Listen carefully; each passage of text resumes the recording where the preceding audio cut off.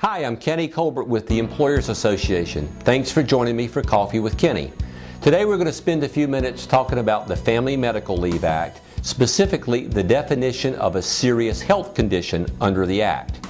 And if you recall, an employee can take a leave of absence under FMLA because of his or her own serious illness or injury, or the serious health condition of a spouse, parent, or child. The definition of a serious health condition is quite long and confusing, so let's walk through it piece by piece.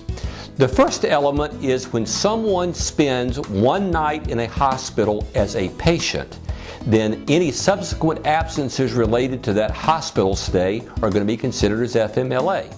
So as an example, you have an employee who has a 16-year-old child who has to spend Sunday night in the hospital as a patient. Not in the emergency room, but as a patient. They check in and get a bed. Any subsequent absences, for example, the employee misses work on Monday, that is going to be considered as FMLA. And then if the employee has to miss later dates because of follow-up treatment, that is going to be considered as FMLA. It's all related to the overnight stay in a hospital. The second element of a serious health condition is a condition that requires continual treatment. And let me give you an example of that. If you have an employee who has a health condition that lasts more than 3 consecutive days and they go to the doctor one time, or if the health condition lasts more than 3 consecutive days and they go to a health provider 2 times, then it's going to be FMLA.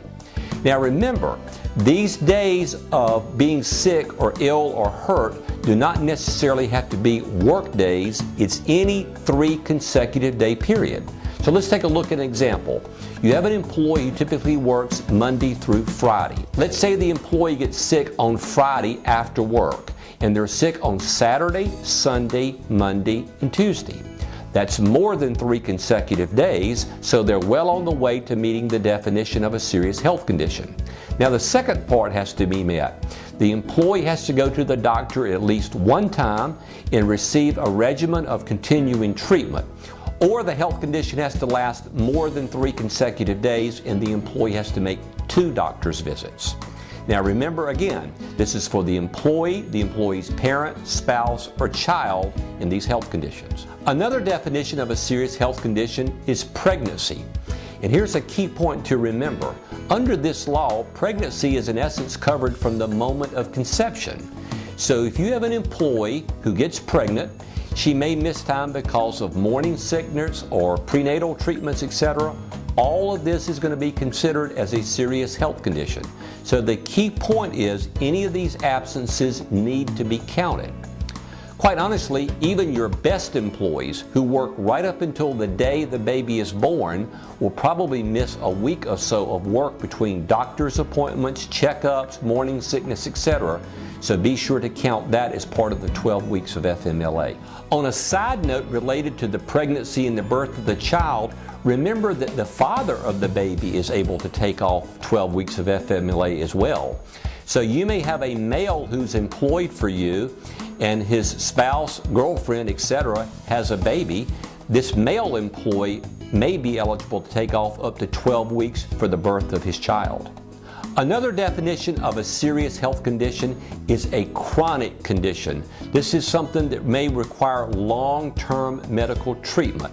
Some classic examples may be epilepsy, diabetes, heart attack, high blood pressure, cancer, the continual medical problems.